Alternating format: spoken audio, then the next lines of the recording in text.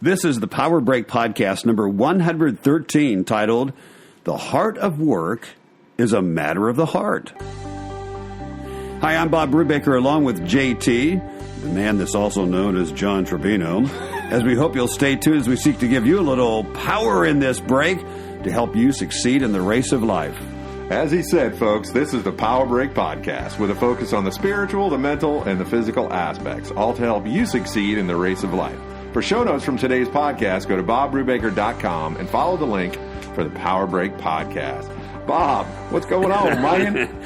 I think we're getting to be a couple little smart Alecks as we begin to... yeah, that kind of sounds... That's what happens when you're doing 113 of them, apparently. That's right. Yeah. But here we are with the man, JT, and we're here to talk about the Power Break Podcast today. But first, let's start thanking folks for their listening to the Power Break Podcast and for leaving us ratings and reviews. We say that every week, but we're really appreciative of the fact that you've helped us spread the word. We are, absolutely. Yep. And, every time I think about it, every time, Amy and I have a conversation about it, we're both just so humbled by anybody desiring to listen to you and I's basically Bible study. That's what this is. Yeah, that's what this started was when out. it started. Yeah. So it's so humbling. It's so awesome. And I don't think I ever would have guessed we'd be over 100 of them. Yeah. So here we are, just having awesome. fun, and we hope that you enjoy our having fun together. And we also thank you for telling others about the Power Break Podcast and found wherever podcasts are downloaded, and of course, leaving us a rating and a review really does help. Yep. All right, JT, I know that you have had your challenges as your job as an officer of the law, but how has your faith helped you view your work? Honestly, I don't know how officers do it without faith. Because really, the biggest issue that you run into when you're a first responder, whether it be a firefighter, a paramedic, whatever. I mean, people that work in the emergency room, you don't get invited to the birthday party. You only get invited to the day where, things went terribly wrong. Oftentimes, it's the worst day in a person's life, and that's when you have contact with them. So, your view of humanity, if all you see is the negative, you really have to develop some kind of a mechanism, and the only one that ever worked for me was, this is your will. I'm here to do your work, and the focus on loving other people. So for me, my faith was everything in maintaining my ability to go out and be a good, effective, caring police officer that has empathy for others, and understands what my job is. The two most important commandments. As Jesus said, love your God with all your heart, all your mind, and all your soul, and love your neighbor as yourself. Where we all fall short, where I was falling short, was the loving my neighbor as I love myself. So for me, my faith was everything. And I think I know, for you, in your line of work, faith has to be everything, right? Yeah. Unfortunately, that you read about ministers that are in the ministry, and they really don't have much faith at all. They get in there as a job. Matter of fact, it's baffling to me. It did. I mean, it just threw me off. I was involved in a ministerial association up in North one time, and where I lived, and wanted to be really active. And so I was there, and I was talking to several of the guys there, and it was obvious that they were in the ministry as a career, right? Not as a ministry. It was not serving God. They were just looked at it as a career. And here's what came out. Our church was going to have a Christmas Eve service, and we wanted to gather an offering because people like to in the giving spirit. Yeah. But we didn't want to make it appear that we wanted to, rake in money for ourselves. So we wanted to use it to help a local mission or whatever. Right. So I was asking these guys. I said something about the fact that we wanted to do that, and I said, "What did you guys do with your Christmas Eve money, the gatherings on the Christmas Eve?" And they looked at me like I was nuts. You're kidding. No, and the response I got was totally off the wall. And I'm not saying everybody that was involved in that ministerial association, but that day the guys that were there were like three predominant churches in town. And Wow. just their attitude about it. And of course, during that lunch that we were talking, I mean, they complained about everything in the ministry. And I thought, where's the encouragement from God's word here? And I tried to bring that in, and they, Yeah, I mean, if you try to pull off what God instructs you to do without faith, you're never going to do it. Yeah, I mean, it's just it's impossible. Yeah. Well, too many times we all look at our work as a curse, maybe, or in reality, the difficulty of work is part of the curse. But the work itself is meant by God to be considered a blessing, and our work is to be done as to the Lord. Yep. Colossians chapter 3, verse 23 says, "Whatever you do, work heartily is for the Lord and not for men." It's funny. Well, first, let's continue to talk more about that as we turn to your blog. All right. Folks, if you haven't been to BobRubaker.com and signed up for the blog, shame on you. I'm just going to say. No shame. This is a no shame podcast. No shame. Sorry, that was my Catholic side. It popped out. I'm just joking. No, but there are so many great resources there, folks. And, I just... They've literally changed my life, many of the resources out there. So I would encourage anybody to do that.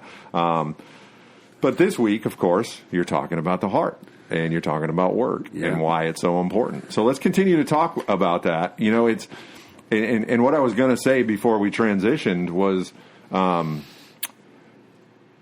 so when I look at my work, and I think most people are in the same boat, because when you look at studies, people leave a job because of their boss, not their work. They leave because of personal relationships, not because of the physical work or the mental work that they're supposed to do.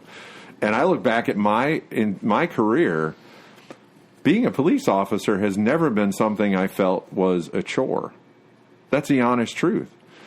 It was the interpersonal relationships and having those with people who don't follow the first two commandments that were so difficult, that make it to where you feel like, oh, I just don't want to go in there and deal with it. They're going to do this, and all they care about is themselves, or whatever. I think that's the stuff that causes people, at least for me, the physical work. Well, that kind of attitude that affects ministers too. I mean, recently I was talking to a minister friend of mine, and of course, the word among ministers is don't quit on Monday.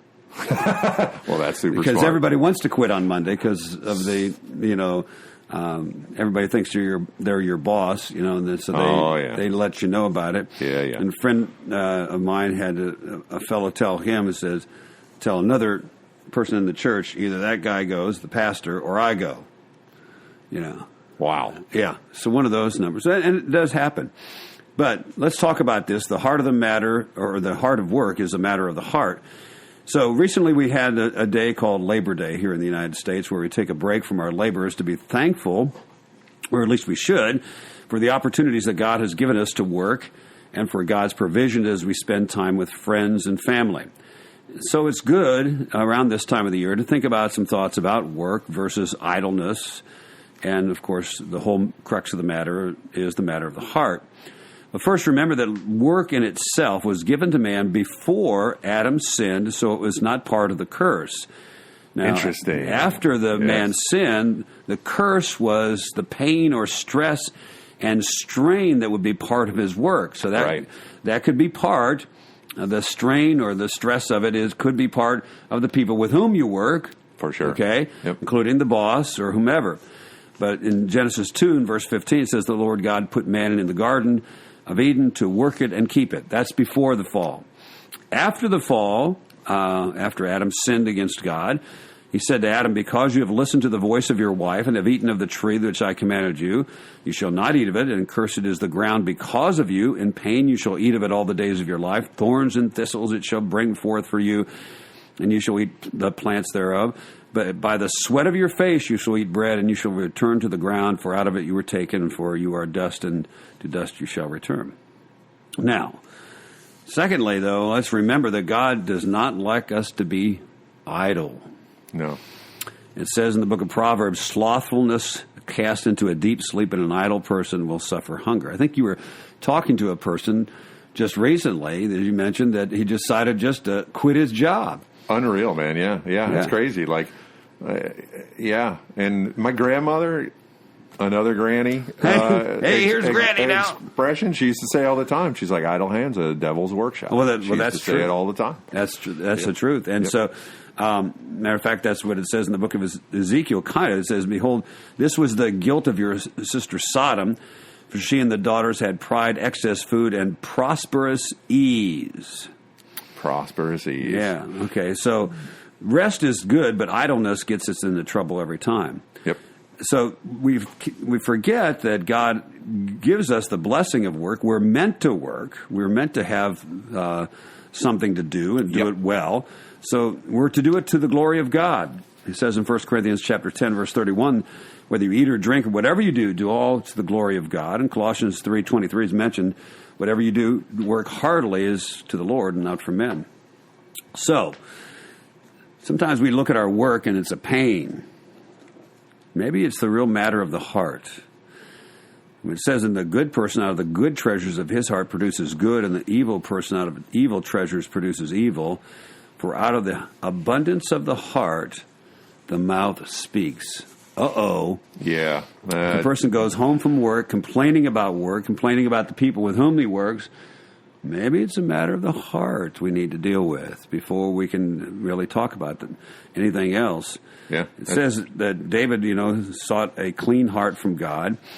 And we talk about this in the article, but let me just say this, that we understand that our heart is deceitful and desperately sick, and who can understand it? It says in Jeremiah chapter 17. And so we're to keep our hearts with all diligence, for out of it springs the issues of life. So when we look at our work, the first thing to look at is how are we approaching that from a heart matter? And then we can deal with the other things about that work. But understand that God is in control, and he's the one who opens doors for us and gives us the work to do. Yes. And as we serve him, we find joy in it, even if the job has tedious or troublesome or has people that are troublesome. Yep. We can enjoy it because we're doing it as unto the Lord and not unto men. Anyway, some thoughts about it in the article. I encourage you to check it out. The article is called "The Heart of Work is a Matter of the Heart." Check it out at BobBrubaker.com. What else is happening, Bob? Anything new and exciting? Well, we have JT willing to do impressions for anybody's wedding. No. Oh, no? Yeah, no. Oh, if you okay. need a guitarist, I'll show up. But that's about it. Well, I wanted to mention that the book that you like is called The Battle for the Mind. My favorite. Yeah. And we have it available at BobBrubaker.com, and would encourage you to do that. Check it out. It does have much that applies to going through a job of which you're suffering because of the people you work with or because of its tedious situation, whatever it is. It's really a matter of the mind and the heart together, and that's what the Battle for the Mind is all about. Check it out. It's the book of the week that we're talking about. It's listed at the resources at BobBrubaker.com. And scroll down to the books and scroll through the books. You'll find Battle for the Mind. Order your copy. And, of course, while you're there at BobBrubaker.com, check out the sermon links to the sermons I preach here at Christ Community Presbyterian Church in Clearwater. Beginning this Sunday, as we record this, will be the beginning of the book of Acts. Going through. Oh, you're transitioning out. Transitioning. Summer song. Yeah, transition. Last Sunday was, actually, I did a special sermon on the year of Jubilee. Would you have liked to have been experiencing that? Yes, for sure. I mean, when they blew the trumpet in the year of Jubilee, if you were in debt, your debts were cleared. It was an Old Testament way of proclaiming what the gospel would be like. Yeah, it's amazing. Because it did follow the Day of Atonement. So when they blew the trumpet in the year of Jubilee, of course, if you were in debt in that day, you didn't have like monthly payments. Right. If you were in debt to somebody, you went and worked for them. Yes. You were a slave. Right. Until your debt was paid. Right. Okay. So on the year of Jubilee, it said, go on home. Amazing. Yeah. You're free. Yeah. And so the picture, of course, is a wonderful picture of the gospel to tell us we've been set free by the Lord Jesus Christ from the bondage to sin, Satan, and death. Yep.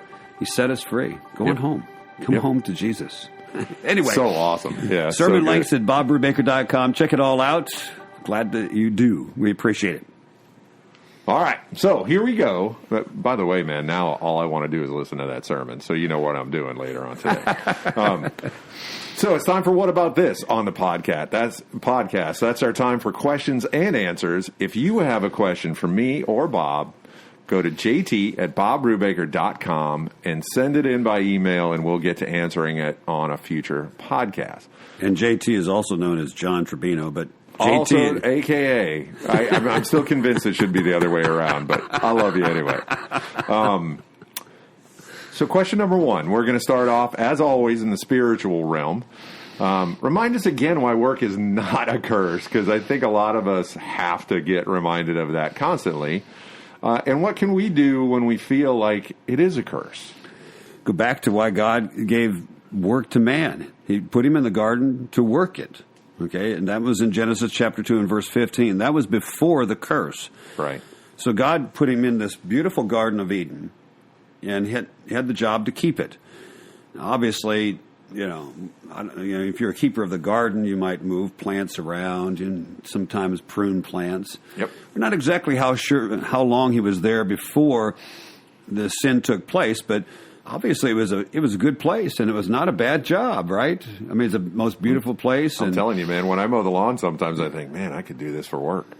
Yeah. Okay. So that's what was going on. God gave Adam the desire to work. He gave him a purpose for his work.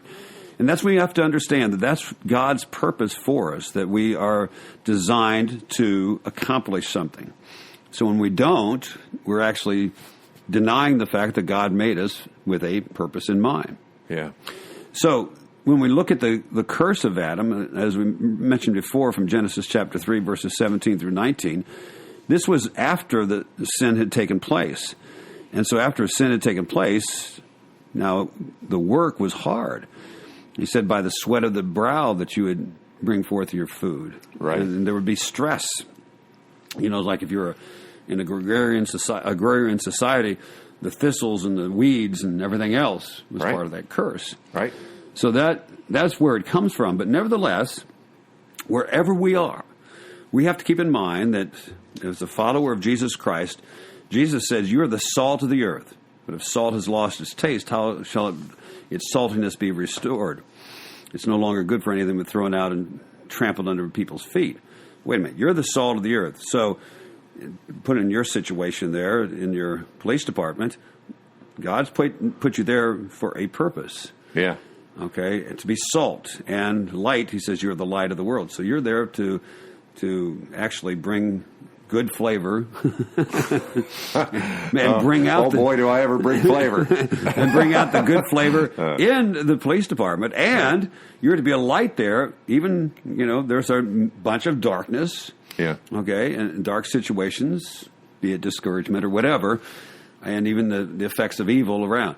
So God places us there. Sometimes it's a very hard position to be in, but He expects us to be salt and light wherever we are. So number one, when we look at our jobs are not a curse in itself. But number two, because of the curse that is upon man, it becomes hard, right? Stressful, right. Difficult with people, difficult with situations, whatever it is. That's part of the job. But the other part is, keep in mind, the third part, that is that He has you there for a purpose. And that purpose is to be salt and light there. And so that's why Colossians chapter 3, verse 23 makes so much sense. Whatever you do, you work heartily. Yes. As to the Lord and not for man. Even though you have a senior advisor, or even if you were the CEO, you have people to answer to. Yep. Okay, even though you're not working for man. You think, I'm working for God. By the way, that was what created what was called the Protestant work ethic. It was labeled that. It wasn't really a promoted ethic. It's just the ethic was teaching people in churches, there was a divine calling on your life, and that divine calling including your vocation. Right. And because that you treated this as, I'm working for the Lord, I'm not working for men, and so you gave it your very best. Well, who advances? Yeah. Who advances? The people that are given the very best, right?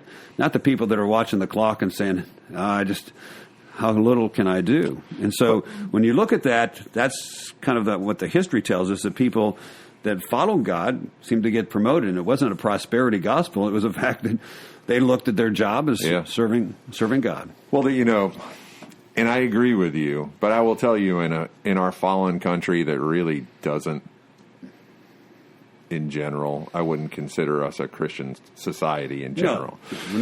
No. But what I will tell you is, that's not my experience at work. Is I've seen the people who work extremely hard basically become the salt that's trampled on. So that's the thing that's important about you keeping in mind. You're not working to get that promotion. You're not working to get. That's the most important thing. Is you got to keep that out of your mind. Right, you're working for the Lord. Yeah, like we had Vu Tran on our podcast, probably over a year ago. And Vu's one of those guys. Never thinks of himself first. Always is thinking about other people. Is always the first to show up to work. Will always do the stuff that people don't want to do. Everybody loves him, but if I had to guess, I would say he's probably not going to get promoted, just simply because people aren't following that. But he keeps in mind, like I keep in mind, I'm working for the Lord, so it doesn't matter whether I get promoted. It doesn't matter whether I'm the one who's getting rewarded.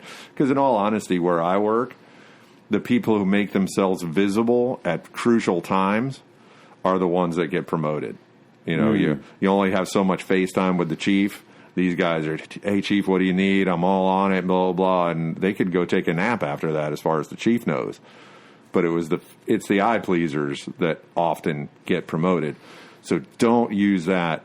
But if you work hard, you'll be rewarded by someone who's way more talented at rewarding people than anybody on this planet. God himself, yeah. By the way, folks, if you want to know about Vu Tran, JT mentioned that. If you go through the history of our podcast here, he was one of the first ones we had on the podcast. That's right. And we interviewed him. And what an incredible story. What an incredible story. Anyway. All right, so let's move on to the mental aspect. So what can a person do mentally when they hate their job because of the people they work with? What a great transition, huh? Lord, it's so funny. All right. Listen, the word hate is very strong. Okay, all right. So, first of all, remember that God is in control. That is not trite. That's a hard one, though. Even to the fact that he has you where you are for his purpose, and his ways are perfect. So even if it's a hurtful time, even if it's not meant to destroy, but to help you in your sanctification, that you draw closer to him, and for your testing as to display that you will serve him no matter what. Keep that in mind. Now, that's something that I have to keep telling them myself, because sometimes in the ministry it's really hard.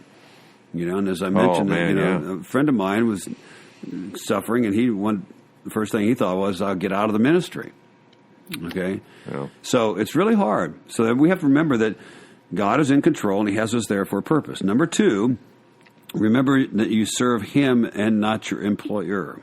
Right, that's right. Whatever you do it heartily as unto the Lord and not unto men, knowing that from the Lord you will receive the inheritance as your reward. You're serving the Lord Jesus Christ. 3rd, rely on God for daily grace. And avoid trying to figure things out how people are plotting against you. Yeah. That's a hard one. It is a hard one, but it is such a waste of time and effort. I've...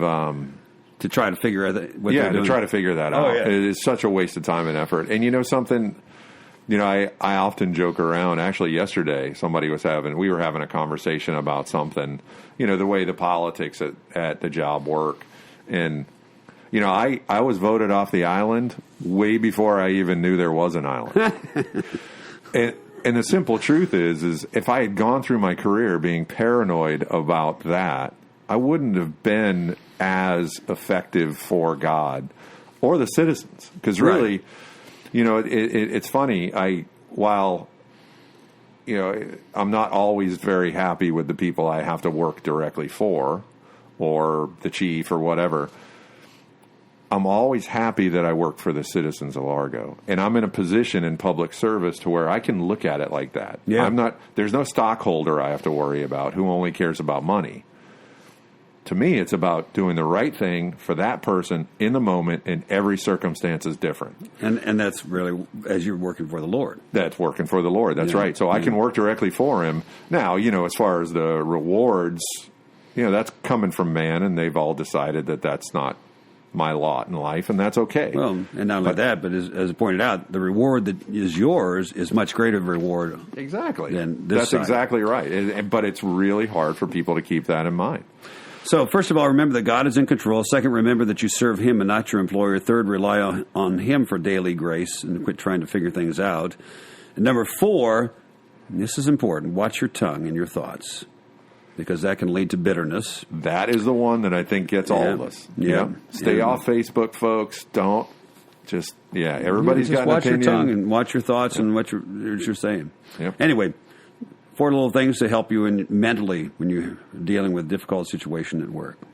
All right, let's turn to the physical, and this is a good one because I know this is a passion for you and certainly a passion for me as well.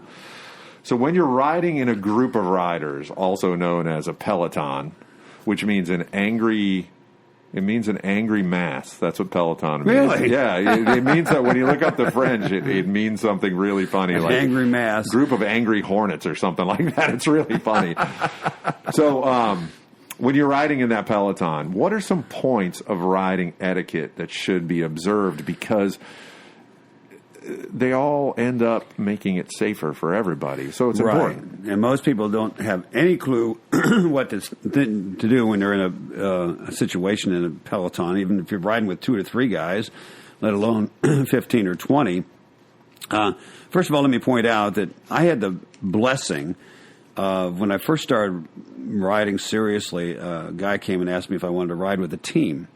And I started riding with this team, and there was a guy who was much better rider that decided he wanted to coach the guys in the lower ranks. And so it was really good because he really pointed out some things about riding in a peloton. The first thing is to be careful. Riding close, you ride close in a peloton because it cuts down the draft by 24%. And so you need to stay close enough, but not too close, because you need to watch the bike ahead. And, of course, looking also for the way ahead, what's going to happen. So it's kind of like you have eyes on the wheel in front of you, but you also have the eyes down the road, because you want to know what's coming up.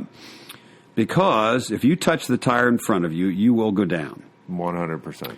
And not only you go down, but anybody that's behind you will go down, and probably that rider will go down, and probably the one in front of him will go down. Yep. And so it's just a matter of you have to stay close enough. But some guys are afraid to get too close, and so there's a break in the draft, so that it becomes harder.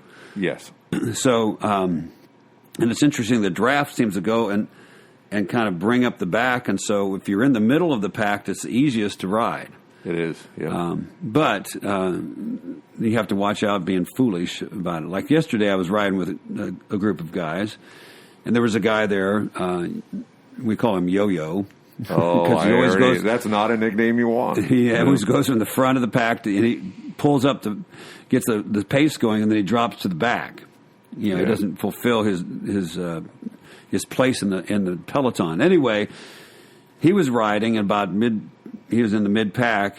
He decides he wants a candy bar or something out of his back pocket, and he raises up and takes his hands off the handlebars. So he's riding no hands in a peloton. That is a big no-no. Okay, and so some things, while you're riding, of course, your hands are on the handlebars, and really your hands are on the brake levers, just not engaged. Right. Okay. You also, while you're riding, you point out things to avoid. There's something above, and so you're using your right hand or your left hand to point out things in the road to avoid those things. But when you're up front, you never play the hero. You keep the pace steady.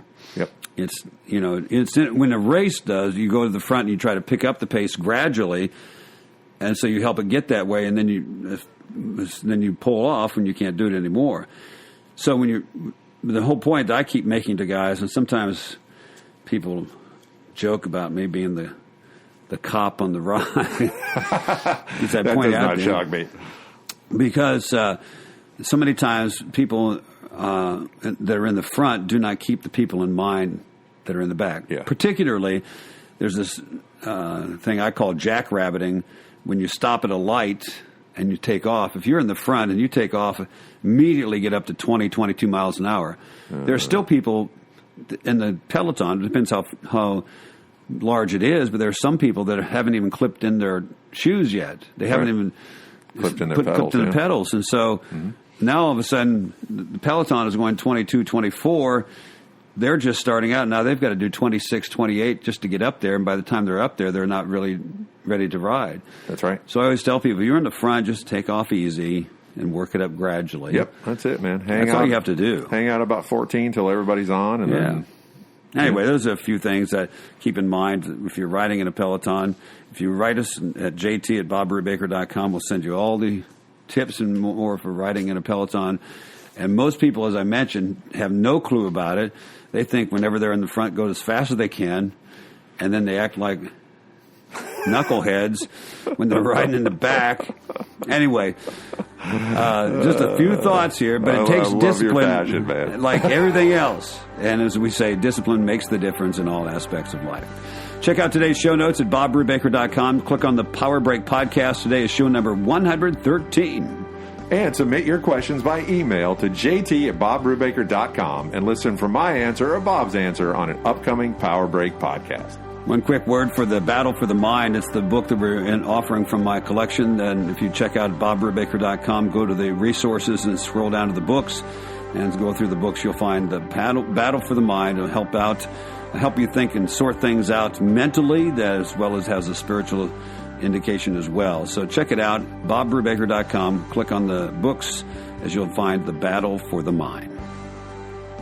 Well, thank you for joining us for the Power Break podcast. Please subscribe and leave a review wherever you've downloaded the podcast, and check out show notes, news, Bob's weekly blog, and other really cool things at bobbrubaker.com. And listen next time for the Power Break podcast.